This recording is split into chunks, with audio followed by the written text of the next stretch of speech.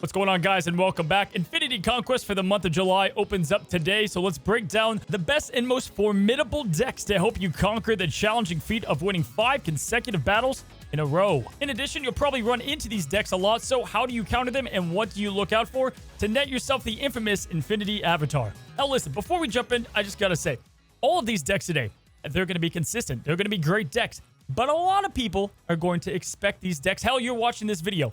However, if you splash in a little surprise, Infinity Conquest is a mix of consistency and surprise. So look at the decks today, try to splash in a couple of cards that maybe you like to play that can net you good surprise cubes, right?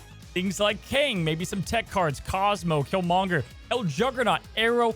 Go crazy, but that's how you're going to get your best chance to nab big time cubes. Now let's start with number 10. All of the decks are going to be data from Goal Conquest, and Hela is going to be our first deck at number 10. And we've got a new take on a Hela deck. You don't see MODOK, which is surprising, but we trade that for more consistency with things like Calling Wing. The new Gambit, it's kind of, if you've been playing for a while, it's the old days of Lockjaw discard, which used to be crazy in the early Marvel Snap days. Now, Moon Knight is there in Gambit for disruption. Dracula and Jubilee can cheat out big cards on the board. And then, of course, Hela is always great to sneak cards into locations. And overall, it's a lot more dependent than you might think. With over 260 Gold Conquest games and 65% win rate, definitely a pretty solid deck that you might run up across. Now, I'm kind of old-fashioned. I like my Invisible Woman. I like my MODOK. That's the deck that I like to play. But it's about a 15% difference in the win percentage with those cards in it. So this is kind of a good mix, healthy mix of discard Hela. Now, next up on today's list is probably one of the most consistent decks when it comes to pure power. Right now, Enchantress is just not really anywhere outside of a couple and handful of decks. And so Patriot is a great option for consistency. You can get into lockdown lanes, you can build up tall, you can go wide. Overall, Iron Patriot in the deck you see right here is a highly consistent deck, sporting a 58% win rate. We've got about 400 games under the belt, and you have a lot of ways to win. Shang-Chi is there just in case things go wrong, and then of course you have things like Mr. Sinister and Brood, which are going to pop off if Iron Lad manages to copy them. And then you splash it all together with a hidden Killmonger under Invisible Woman, and you should be good to go. Next up on the list is going to be the Shuri list, and this is one that if the opponent doesn't have the cards to stop you, you're going to pound them and you're going to win quickly and decisively. Guys, Shuri Sauron is a powerhouse of a deck, quite literally, and you have a lot of different ways to win. Whether that's Zero and Ebony Maw in early cards against flood decks, the Zero Red Skull to go against the late game and get a nice 17 power out. You can play Shuri down and copy the big Typhoid, Red Skull, She-Hulk, and Taskmaster, all of those options. You can play them into different lanes and then Enchantress all of them, or use her as a defensive counter tool. The deck's got a lot to work with, the power's dependent, and there's multiple ways to win, which really helps this Shuri deck shine. Now, obviously, things to look out for is if you see anything like Zero, if you see Lizard, most of the time, this is going to be a Shuri list, right? And so the best way to counter the deck is obviously just killing their big cards with Shang-Chi or trying to stop what they're doing with your own Cosmo. I will say if they go the She-Hulk route, it's a little tougher and you have to try to do some calculations because they may not have that priority and you're going to have to play first, but they can only protect so much, so a Killmonger can usually get rid of Sunspot, Zero, Ebony Maw, or if they decide to put something else in another lane, you can just kill that with a Shang-Chi. Now, it's crazy to think that Destroy has become very consistent, and Deadpool Destroy at that is going to get even better next month, but Destroy and Pure Destroy at that is going through the roof with a 56% win rate and 1,100 games under its data belt.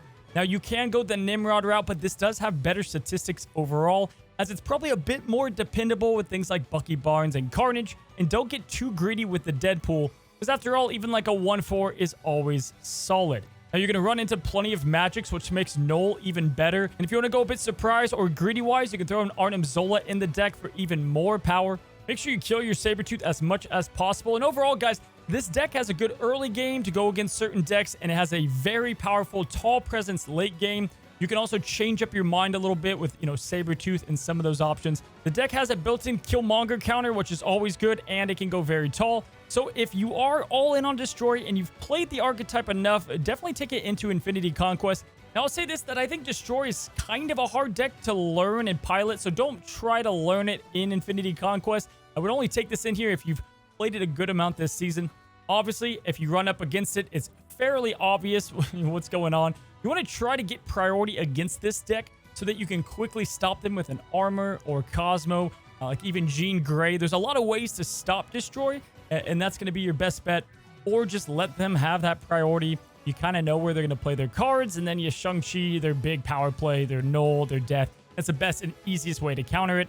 Or use your own Killmonger against a big Deadpool that they played on the last turn. All right, coming in at number 6, we've got High Evolutionary, and it's tough to fit in just one deck for him. I actually have a couple in a row here. Guys, High Evolutionary is still a very powerful card.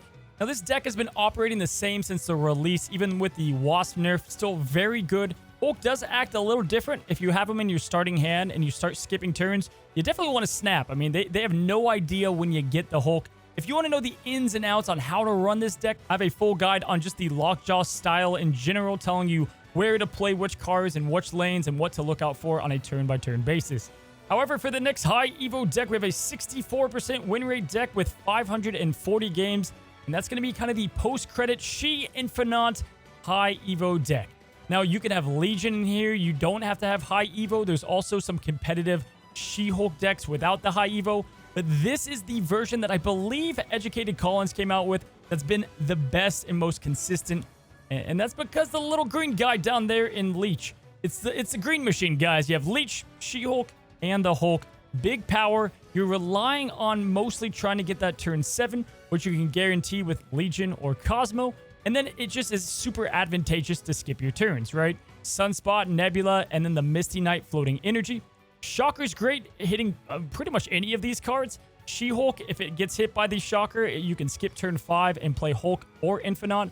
Leech is just deadly getting out there on any turn. And then, of course, the main mission is to protect your 1-cost cards with armor so that when you go against Destroy, you don't get countered.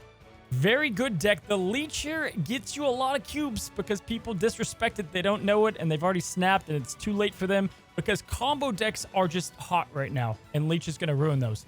Now, I've got a guy talking about the Legion version, but I'm also going to link Educated Collins' guide that breaks down it to just the fullest degree if you want to understand how to play that version of the deck. Now, at number 4, you're probably not going to be surprised if you've been playing Marvel Snap. This is by far the most played deck, both in Ladder and Conquest. And I think it's because it's super satisfying, a lot of fun, high rolly, crazy power potential, and a lot more consistent. And truly, I mean a lot. This thing is sitting at a 56% win rate, which is good. It has 5,000 games played, guys. Mr. Negative Surfer is on fire at the moment. There are so many ways to customize the deck to your own liking. The deck here with Wolfsbane and Rogue gives you some counter and ways to stack power high. The thing just absolutely slaps. Now, some people hate Mr. Negative. Totally get that. You can play a Sarah version if you don't love the risk all the time, just going for the Mr. Negative pop-off.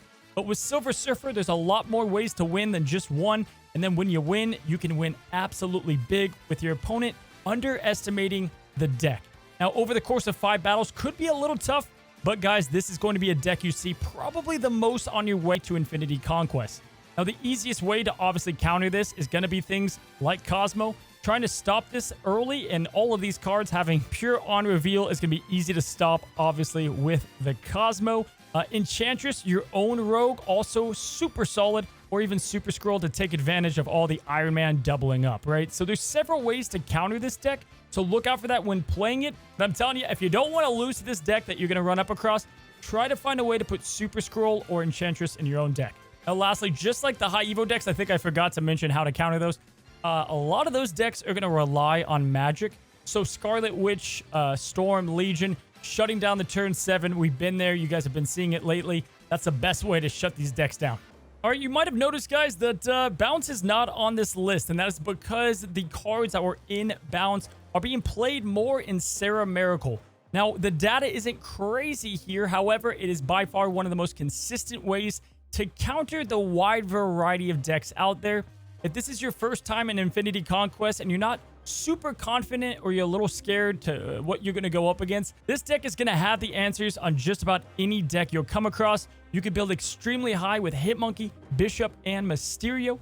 You don't have to have Sentinel in there. You can obviously replace some of these cards for other options. Scarlet Witch is my favorite in the deck right now to shut down the Limbo greedy decks. Killmonger, play him late with Nova to build up your Mysterios and get those going. Obviously, guys, Shang-Chi and Enchantress are there to counter the large majority of decks you go against. And if you don't play Sentinel and you have Zabu, that definitely works as well. Kitty Pryde, Angela, one of the best openers in Marvel Snap. If you're building her up, you're going to be able to dance and dodge priority. The deck just has so many ways to win. You need to learn when to counter. I've got some old Sarah guides you can check out, but if you want to kind of get started in Infinity Conquest, this will be the deck. All right, now coming in at number 2, guys, it feels great to see Thanos here. Thanos wasn't played at all in the Infinity Conquest last time. It's how I got my first avatar. It's the one that I played specifically to get it. I had to get the Infinity with the Infinity Gauntlet, right? This deck here, Thanos control is very hard to beat. There's a lot of things that it does well. It can shut down lanes. It can win lanes that were shut down. It has great flow and curve and ability, and the stones are insane. It's very hard to counter. However, what makes it super tough is that Thanos works in a large variety of archetypes. So you're going to probably not see the same deck all of the time. But the deck that is performing the best right now is the one that you see here. And really, the name of this deck is trying to ramp out the 5-cost cards early. If you don't know how to play this deck, what they're trying to do and what you're looking for is Time Stones and Psylocke. When they play one of those down on turn 3, you need to expect a Blue Marvel, a Devil Dino, a Pro X, Claw, or Spider-Man, because that's how they're trying to win, is cheat lanes and build up big with something like Devil on a Cosmo. I have played a lot of Thanos. I've also played a lot against this deck, and probably your best chances to win are Killmongers against the stones that they're trying to win, or just trying to anticipate where that Professor X is going to go. If there's a lane like Superflow and you're playing this deck and it's about to be turn 5 or they cheated, play a card in Superflow. You may lose, but you also could just stop their Pro X. And so it's about learning this deck and how to go against it. That being said, if you've got Thanos, he also came out this week, play this freaking deck. The stats are insane. Guys, 2,400 games, 63% win rate, and they're much higher than that because there's multiple of different kind of deck builds. Love the deck, but it's not as good as our number 1 option. And right now, that has got to be Legion Hawks. Now, we only have 600 battles in this particular data, but if you combine all the data that's there with like 1 card changed out, the stats on this are so unbelievable. Nearly a 70% win rate in Gold Conquest is astronomical, guys. And really, it's because the deck has it all. It's got counters. It has big power. It's the 4s and the 2s, as you can see here. We have ways to stop negative power. We've got Spider-Ham and Zabu for discounts. And then Legion and Conquest is just such a good card. Don't know how to explain it. Not everyone crapped on it, but Legion is able to take advantage or use locations against the opponent to the max degree. This is the deck that I think we're going to see in the upcoming Conquerors event and just a lot in the Conquest right now. Truly, guys, the stats on this, they're so high. I can't believe this kind of stuff exists in Gold Conquest, which makes me think we're going to see loads of it in Infinity Conquest. So look out for it, or if you have the cards, definitely play this while you can. This thing is a monster. Really, the common theme between all these decks are just kind of greedy ongoing cards. So I would say for your counter cards, Enchantress is one that you can slip in there. If you have Zabu in the deck already, it's a no-brainer just to throw her in. Even if it doesn't always work, her and a Rogue, you're going to get a lot of value. And of course, Super Scroll like we talked about before. So these are going to be your top 10 decks to be playing in Infinity Conquest. And hell, probably Ladder too. They're very good. But the stats today were all from the best of the best in Gold Conquest this last season. Hopefully you guys enjoyed today's video. Good luck out there trying to get your Infinity Avatar. Let me know down below which one you're going to choose. I'm going Arrow this time, then Star-Lord. I'm trying to get like 2 or 3, but anyway, want to know what you guys are choosing. As always, I want to thank you guys for hanging out today. If you come back time and time again, be sure to subscribe. Helps the channel, helps us grow, and yeah, it's pretty damn cool. All right, guys, have a good one. Have a great one. And until the next one, happy snapping.